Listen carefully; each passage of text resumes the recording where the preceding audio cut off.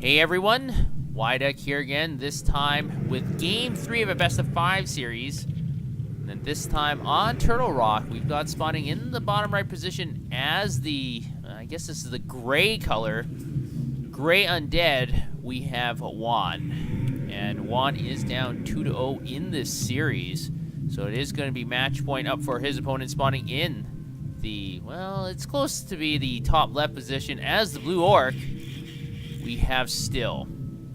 And Still has been very dominant as he has been able to win both games. And he's looking to extend his win streak to claim victory over his undead opponent. And I believe we are going to be seeing that Blade Mash pop out of that altar very quickly and probably a Death Knight out for Wan. And if that is the case, we will be 3-4-3. Now here on Turtle Rock, I think the Undead might have a better chance than the previous maps as he might be able to creep out quite a few things before that Blade Master is going to start harassing. But that Blade Master is just such a strong hero. If you're not able to deal with the constant harassment and the creep jacks from the Blade Master, it's very difficult to stay ahead and to win the game. But the advantage of the Undead player is once you can get to, if you do pick Death Knight first and then you pick the Lich, for example, for second, you can do a lot of instant burst damage with Death Coil and Frost Nova, and you can take down heroes and units quite quickly. So that is the advantage, but that's going to be at the midpoint of the game. Now it looks like the Acolyte and Pwnu.Wan will be able to scout each other out. So they are making their way across the map, trying to figure out where each player has spawned. The Acolyte has to be very careful here. Yes, sees ogres there. At the same time, Still is moving across with his Pwnu.Wan, trying to figure out where Wan has spawned. It looks like the Acolyte will be able to find out where Still has spawned first. And this is still problematic for the Acolyte because the Acolyte could die very quickly here. The Grunt is going to work on this Acolyte and doing bonus damage because of that medium armor on that Acolyte, and the Acolyte is slower than the Grunt, so this Acolyte could die to the Grunt. Maybe it may die to creeps instead. It looks like two more hacks at it. Yeah, the Grunt does get in the way. One more hack might do it. No, needs one more slice. The Grunt is able to kill the Acolyte, so the Blade Master will benefit with some experience. That Acolyte was moving his way to those turtles, but unable to get there in time. And the Blade Master is going to start wind-walking around. The Death Knight is poking around looking for something, but not able to see anything. At the same time, looks like the Grunt has aggroed those sea turtles. Actually, both sea turtle creep camps. I don't think that was intentional, as the Grunts are moseying away as quickly as possible. Looks like the Blade Master is going to be working on that Ogre Magi, hopefully dropping a useful item for him. He'll have to go back to that Voodoo Lounge and get some healing salves, I believe, right after this encounter, as the Blade Master will be almost dead right after this. A Ring of Regeneration is actually quite useful in this instance, and it looks like the Blade Master's life will be regenerating very quickly, 2 hit points per second. It's not a useless item, it's quite useful, especially in this instance. At the same time, it looks like Wan will be creeping with ghouls instead of fiends, and he is using that Rod of Necromancy to great effect. A Death Coil on that Ogre Warrior, and it looks like, yes, it looks like Wan is going to be running away from this creep. He was able to pick up that item, so he will be retreating for the time being. At the same time, that Blade Master has taken a lot of damage, and so has these Grunts.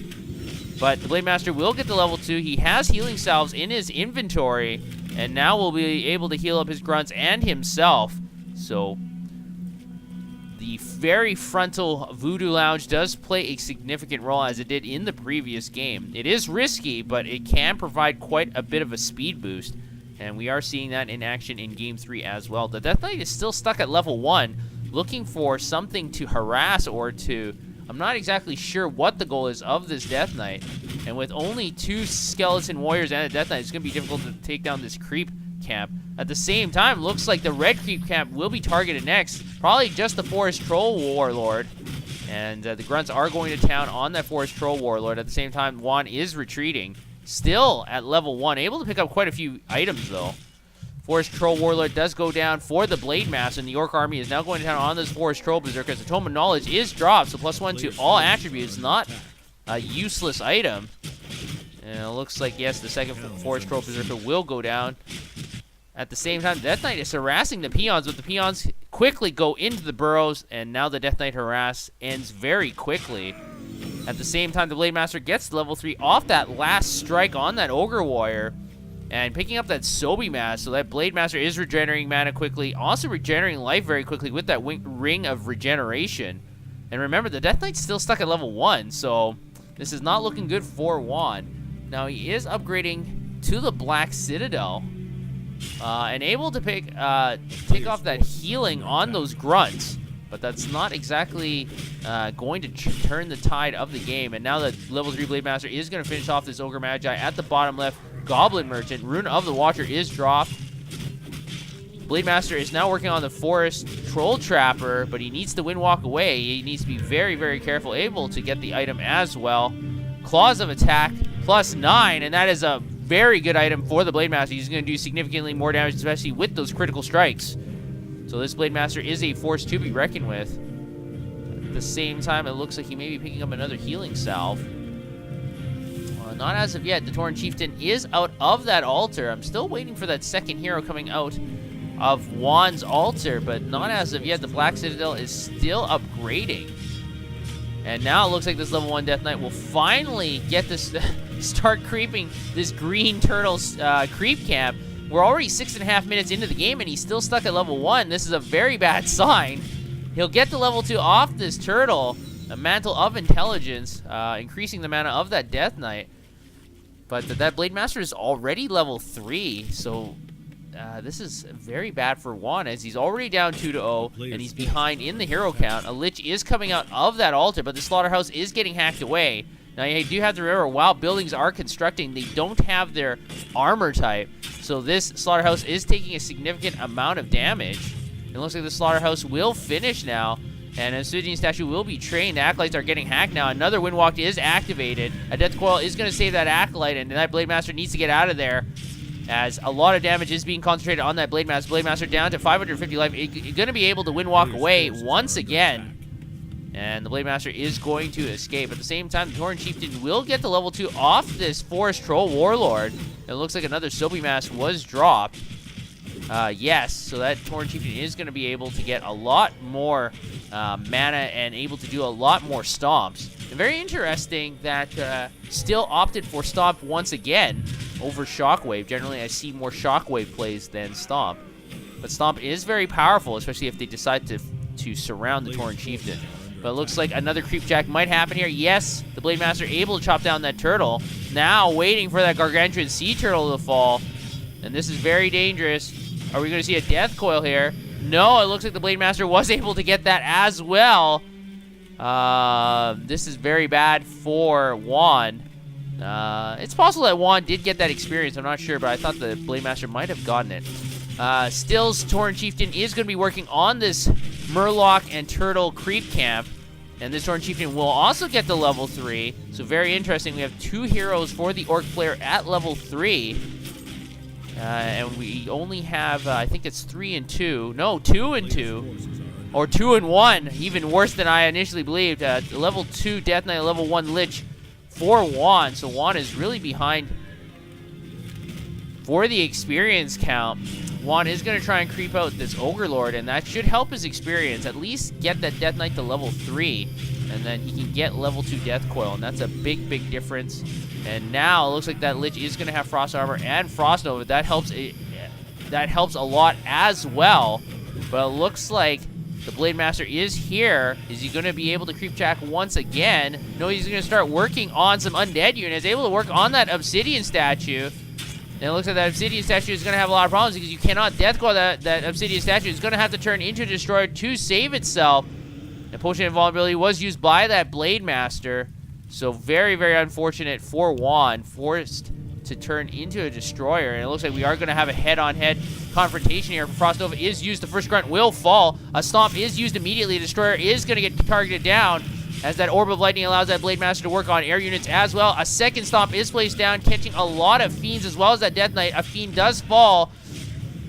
The second Fiend is Death Coiled up to full life, but now the Death Knight is being focused down, as well as that just recently healed up Fiend. It is healed again by a Death Coil. Now remember that Kodo is chomping down on one of the Fiends. Another Fiend is going to go down from an ensnare.